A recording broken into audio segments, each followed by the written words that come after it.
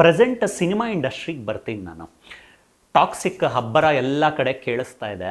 ಅವರೊಂದು ಕಡೆ ಸೈಮಾ ಅವಾರ್ಡ್ ಗೆದ್ದಾಗ ಕನ್ನಡ ಸಿನಿಮಾ ಇಂಡಸ್ಟ್ರಿ ಬೇರೆ ಲೆವೆಲ್ಗೆ ಹೋಗುತ್ತೆ ಅಂತ ಆ ವೇದಿಕೆಯಲ್ಲಿ ವಿನ್ನಿಂಗ್ ಸ್ಪೀಚಲ್ಲಿ ಹೇಳಿರ್ತಾರೆ. ಆ ಟೈಮಲ್ಲಿ ಗಾಂಧಿನಗರದಲ್ಲಿ ತುಂಬ ಮಾತಾಡ್ಕೊಳ್ತಾರೆ.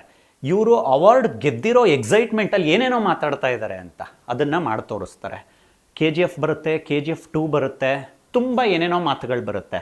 ಏನೋ ಒಂದು ಫ್ಲೂಕಲ್ಲಿ ಒಂದು ವಿನ್ ಸಿಕ್ಕಿಬಿಟ್ಟಿದೆ ಅಂತ ಅದನ್ನೂ ಸರ್ಪಾಸ್ ಆಗಿ ದಾಟ್ಕೊಂಡು ಇವತ್ತು ಟಾಕ್ಸಿಕ್ ಮಾಡ್ತಾ ಇದ್ದಾರೆ. ಟಾಕ್ಸಿಕ್ ಟ್ರೇಲರ್ ರಿಲೀಸ್ ಆಗಿದೆ.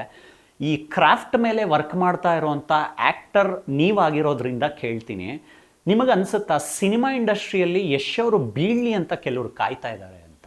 ಯಾರಿಗೆ ಕಾಯಲ್ಲ. ಯಾರು ಎಲ್ಲರೂ ಬೆಳಿಬೇಕು ಅಂತಲೇ ಯಾರು ಅಪೇಕ್ಷೆ ಮಾಡ್ತಾರೆ ಅಥವಾ ವಿಶ್ ಮಾಡ್ತಾರೆ? ಒಬ್ಬರು ಇರಬೇಕಲ್ಲ, ಹೇಳಿಲಿ ಅಂಥವ್ರೇ ಅಲ್ವಾ. ನಮ್ಮ ಒಂದು ಚಾಲೆಂಜ್ನ ಜಾಸ್ತಿ ಮಾಡಿಸೋದು.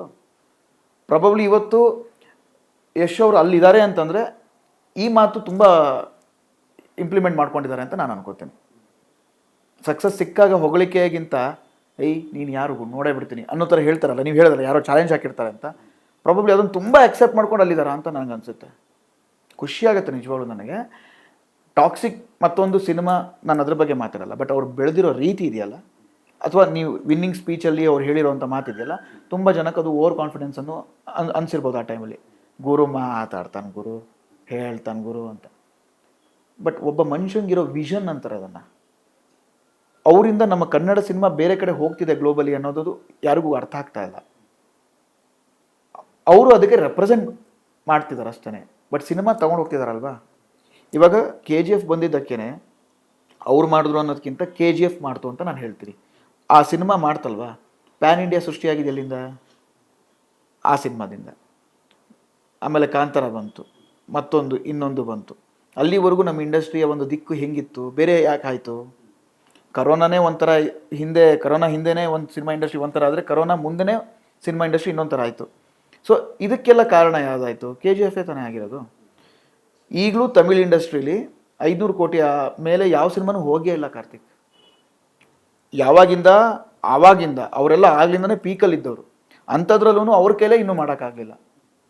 1200 crores ಪ್ಲಸ್ ಒಂದು ರಿಕವರಿ ಆಗಿದೆ. ಆ ಒಂದು ಗೂಗಲ್ ಹೊಡೆದ್ರೇ ಸಿಗುತ್ತೆ ನಿಮಗೆ ಅಂತಂದರೆ ನಮ್ಮ ಇಂಡಸ್ಟ್ರಿ ಎಲ್ಲಿಗೆ ತೊಗೊಂಡು ಹೋಗಿದ್ದಾರೆ ಅವರು?